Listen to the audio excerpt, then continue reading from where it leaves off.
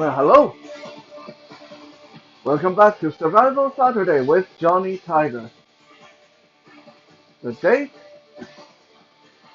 is Halloween, October 31st, 2020. Quite fitting for Survival Saturday on Halloween, actually, because there's a lot of, well, there usually is a lot of pirates and goblins and ghosts and serial killers and whatever you have. Evil, crazy clowns running around out there causing problems if you don't give them candy. But unfortunately, sadly, this year, Halloween is pretty much cancelled due to the pandemic. But be that as it may, Survival Saturday must go on.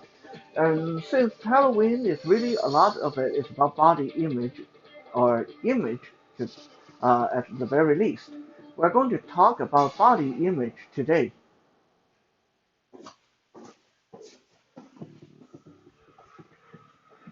I remember a handful of years ago when my mother came to visit me. All throughout her visits, she kept saying to me, "Your cat is fat, your cat is fat, your cat is too fat, you need to do something about your cat. Don't feed him so much, get him to do more exercise, play with him more." And I was like, what are you talking about?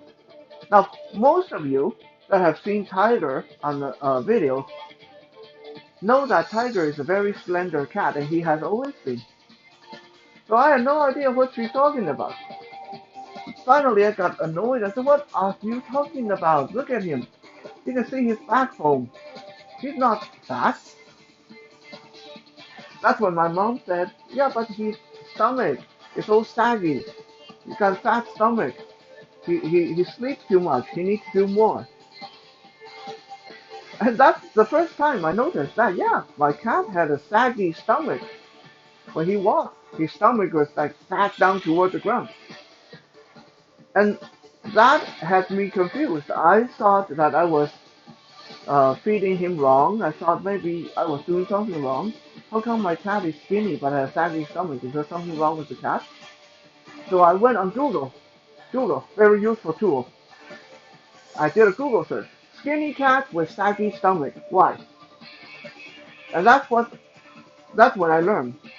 For the first time, I learned that saggy stomach is a cat's natural evolutionary defense.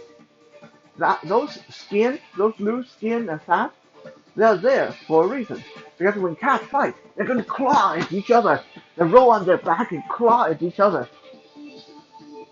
And that saggy stomach is there to protect their internal organs so they don't get ripped open by another cat. And I thought, well, that is so cool. How come I can use that as an excuse when someone say, "Hey, you look like you got a stomach. You've been drinking too much beer"? I can say, "No, that is my evolutionary natural defense against attack." Wouldn't that be so cool that when people shame us about having a little bit of extra around the belly and waist, we can say that? Well, as it turned out, in the following years, I came to pay more attention to body image and body performance. And I'm here to tell you, yes, you can totally claim that fat guys will survive better than skinny guys, and most likely survive better than muscular guys. Now, before I go into my reasoning, I want to take this chance and say that I'm not talking about people that are 400 pounds, sit at home, eat and watch TV all day, don't get out of the house, because just the act of walking down the block can threaten to stop their heart. If you are in that predicament, then survival is already a problem. You don't need someone to attack you. Your health is already at risk. So that's not, when I say fat guy on this video, for the rest of the video, when I say fat guy, I don't mean those guys. When I say fat guys, I mean guys who get out there, who are active, who might lift some weights at the gym, who might go swimming, who might go hiking, who might do some wrestling and boxing, who might go up and down the stairs and walk for miles every day. But because they like their food, because they like their beer, they still carry a little bit of softness around the waist, around the belly. You know, they still look a little bit on the chubby side when they put the jacket on. Guys like me, yeah, guys like me, okay? I don't mind. That's okay. I'm proud of my body. I don't mind. The guys like me, okay? So for the rest of the video, when I say fat guy, that's what I mean. Just to get that straight. Now, if you go and do some research on what do ancient warriors, what did they look like? Not fantasy warriors like in Game of Thrones or uh, uh, Lord of the Ring, but real life ancient. Go check out the image of Genghis Khan or Guan Yu or the various Greek heroes, like real life ones, not the Greek mythology. You will notice that more often than not, throughout human history, the real heroes, the real warriors, the tough guys, they were not skinny. They were not uh, bodybuilders like wide shoulder, narrow waist. No, most of the real life warriors you will find look like guys that worked out a lot, did a lot of hard work. They got big arms, big legs, big chest, but they also look like they ate a lot. They might look like they carry maybe 20, 30 extra pounds around their waist, around their back, around their shoulders. That is not a coincidence. There are reasons why that was the case, more often than not. Now, being skinny has its perks, of course. You run faster, presumably. You might have better endurance. You're a smaller target. But when push comes down to shove, when you are cornered, okay, when a when a pack of hungry wild dogs corner you, if you are 100 pounds versus if you are 250 pounds with some muscles and some fat, I will tell you the fat guys have better chance of surviving that ordeal. If you get attacked by a bear in the wilderness, that 100-pound guy versus that 250-pound guy, that 250-pound guy will have a better chance of coming out of that alive. If a gang of hoodlums chase you down the back alley and get you cornered, and they got baseball bat and lead pipe, whatever in their hand, the fat guy is going to survive a lot better than the skinny guy. Aside from that, the fat guy also, when it comes down to close combat, when it comes down to a fight, most likely is going to win. Because if you are 100 pounds, your legs are used to carrying your 100-pound butt everywhere, every day. But if I'm 250 pounds, my legs are used to carrying my 250-pound butt up and down the stairs and up and down the blocks and all around the town every day. If it comes to a kicking contest, which one do you think is going to win? The legs that can carry 250 pounds every day, or the legs that carry 100 pounds every day? Let's say a 100-pound guy can pick up 200 pounds. That's their max. Well, that's great. That makes them really strong. They pick up twice their body weight. But let's say I'm 250 pounds and I can only pick up 250 pounds. On paper, it looks like that skinny guy is better because he can pick up twice his body weight. But me, I can only pick up my own body weight. But if it comes down to a wrestling match, he being able to pick up 200 pounds is not going to help him if I am 250 pounds. But me being able to pick up 250 pounds, I can pick up two of him and then some.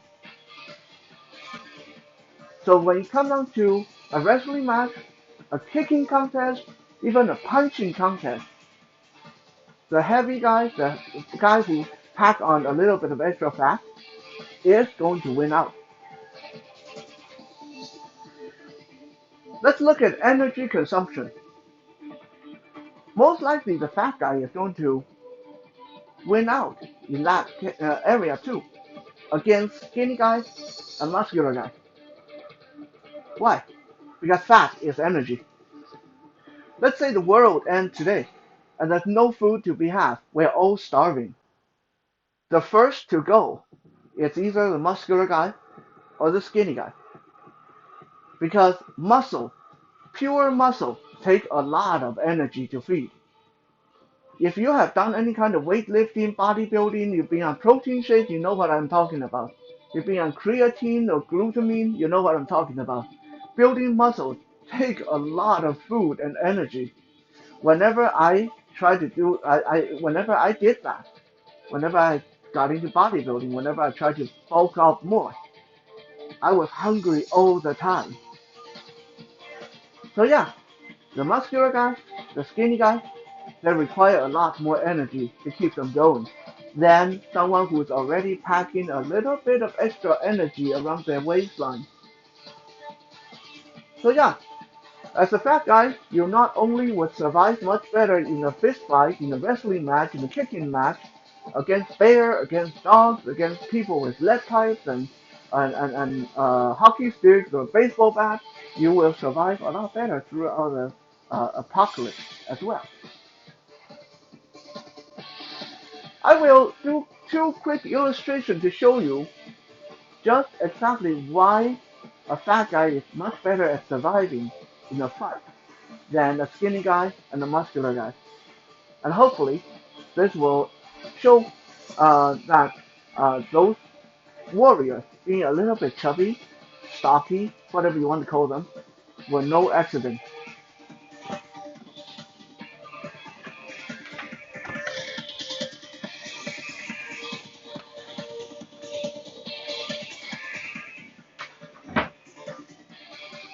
This is a hammer, a real hammer, okay? Not a toy.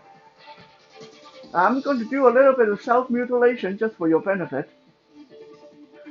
Let's say someone come at me with a hammer. If I'm a skinny guy, okay, let's take the skinniest part of my body, my wrist. I have pretty slender wrist, actually, for a big guy. Okay, take my wrist. There's hardly any padding there. It's skin and bone, so that's a simulate a skinny guy. Someone come at me with this, ow. Okay, that wasn't even all that hard. It already hurt a lot. Okay, now let's say I'm a muscular guy. I'm a muscular guy. So which part of my body have a lot of muscles? Well, my bicep. I can say my leg, but for simplicity's sake, let's say my bicep. Okay, I'm going to hit myself on the bicep with this hammer. Ah, better than the wrist, but you know what's going to happen when this gets hit too much? My arm goes numb. Then I can't use my arm because muscles are not meant to be shields. Muscles are meant to power your movement. So you don't want to use your muscle to block attack unless that's all you have. Because when the muscle get hit too much, that muscle go numb, that muscle break down, and when that muscle start to act up, you can't use that body part anymore. That's problematic. Now, what is the fattest part of my body? Well, seems like all the fat, all the weight go around the belly area. So okay, fat guy, belly. Again, with the hammer.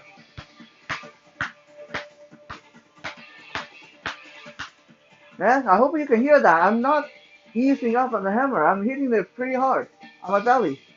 Does it hurt? Yeah, it hurts. But is it going to incapacitate me like hitting the muscle? No, I can take a lot of these belly hits. No problem. It's not going to do much. Why? Because fat doesn't really serve much of any function other than being reserved energy. So If someone is hurting the fat on my belly, that is not going to change how I'm going to move. For the most part, hurting like that, it hurts, but it's just going to motivate me to rip the person apart later. It's just going to aggravate me, anger me. Okay?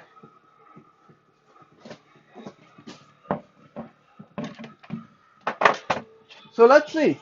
What about if it's not a blunt instrument? What about if something sharp, like this screwdriver or a knife? Don't worry, I'm not going to stab myself, but I'm going to illustrate this as best as I can. Let's say again with a skinny guy, my wrist. Someone come at me with a knife and go right into my wrist. Ow, that actually hurts a lot. Now, yes, this is actually a someone trying to murder me, and all I have is skin and bone. I'm dead. Okay, there's no question about that. It go in, it hits the bone, it cuts whatever's inside. So skinny guy, no. Muscular guy, a little bit better. Let's say my bicep again. Someone come at me, I use my muscle to tank this stab. Better, okay, better. It definitely doesn't hurt as much, and it's not going to cut anything vital. But when the muscle get cut, then arm can't move. Okay, when someone comes at you with a knife and you use your big muscle to tank this, it's going to shred your muscle. When muscle get cut, you can't fight anymore. You can't use that arm. You can't use those motion. However, if someone come at the fat guy with the knife, obviously I'm not going to stand here and let them penetrate me with a knife, right? As soon as I feel this going into my body, I'm bound to move one way or another. So most likely, this is going to puncture the skin, the fat, and then I'm going to move, and it's going to cut open the skin and fat. But it's most likely not going to go past that. Okay? I have heard of one of my students who got into a fight with someone, and they tried to stab him, and their knife went into the side of the body, but because all it hit was his love handle, all it cut was a layer of fat. He didn't even have to stay at the hospital.